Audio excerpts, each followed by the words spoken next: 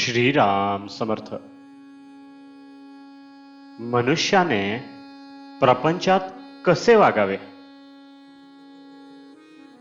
खरखर जगात माझे हित अगर अनहित करणारा जर कोणी असेल तर तो माझा मीच. मी करता ही भावना ठेवली की फळ भोगण्याची इच्छा राहते. मनुष्याला वाटत असते की आपल्याला दुःख होऊ नये, आजारपण येऊ नये, पण तरी सुद्धा आजारपण आणि दुःख तो टाळू शकत नाही. म्हणजे मी करता ही जी आपली भावना असते ती निखालस खोटी ठरते. मालकी नसताना घराची मालकी गाजवण्याचा आपण प्रयत्न करतो, याला काय करावे? तेव्हा प्रापंचिकात आणि संतात फरक हाच की ते करते पण रामाकडे देतात आणि आम्ही ते आपल्याकडे घेतो. राम करता म्हणावे की सुख कल्याण सर्व काही आलेच, त्याच्याकडे सर्व सोपवा आणि आनंदात राहा, त्यातच खरे हित आहे. गोड खायला देऊ नका असे डॉक्टरने बजावून सांगितले असताना रोग्याच्या इच्छेप्रमाणे गोड पदार्थ त्याला खायला घातला तर आपण त्याचे अनहितच करतो. तसे विषयाच्या लालचीने विषयाला बळी पडून आपले अनहित आपणच करून घेत असतो. आजारी माणसाला 3 गोष्टी कराव्या लागतात. 1.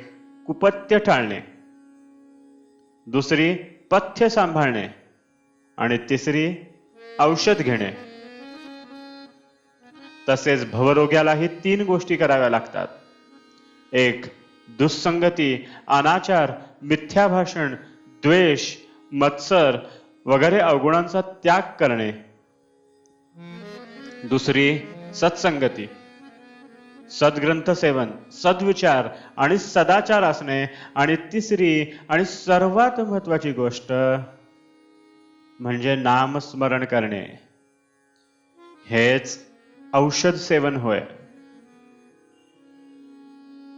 साधन हे वयावर अवलंबून नाही. मी केव्हा जाणार हे माहित नाही, तेव्हा वयाने मी मला मोठाच म्हटले पाहिजे. आपण आपल्या जिभेला नामाचा चाळाच लावून घ्यावा. पहिल्याने विसरेल, पण सवयीने आपोआप आठवेल आणि मग भगवंताच्या अस्तित्वाची जाणीव होईल. साधनात थोडी बळजबरी पाहिजेच. नियम थोडा असावा, पण तो प्राणापलीकडे सांभाळावा. नियम जास्त केला तर तो चुकवता कसा येईल याचा मार्ग मन शोधायला लागते. नाम घेणे हे भगवंताकडे चालणे होय. साधनेत पुढे आलेले आपण मागे जात नाही ना, याकडे लक्ष पाहिजे. नामाबद्दलची तळमळ कमी व्हायला बाहेरच्या कितीतरी गोष्टी कारण आहेत. रोजचा प्रपंच आहे, व्यवहार आहे, मागच्या आठवणी आहेत, पुढची काळजी आहे. अशात आपले नामस्मरण हट्टाने चालू ठेवले पाहिजे. नामात गोडी उत्पन्न व्हायला नामच घेतले पाहिजे. देवाला अत्यंत प्रिय काही असेल तर ते म्हणजे त्याचे नाम. ते घेतल्याने तो आपलासा होईल. देव तुम्हाला खात्रीने भेटेल. जसे पाणी गोठल्यावर बर्फ होते, तसे नाम घेतल्याने श्रद्धा घट्ट होते. श्रद्धेमुळे देवाला तुम्हाला भेटावेच लागेल. त्रिवेणीचा संगम जर कोणता असेल तर तो म्हणजे देव, भक्त आणि नाम.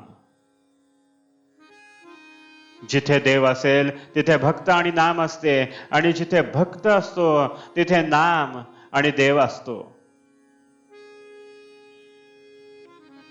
आजचे बुधवचन, तुम्ही भगवंताच्या प्रेमाने अगदी भरून जा. आपापसात प्रेम वाढवा. जानकी जीवन स्मरण जय जय राम.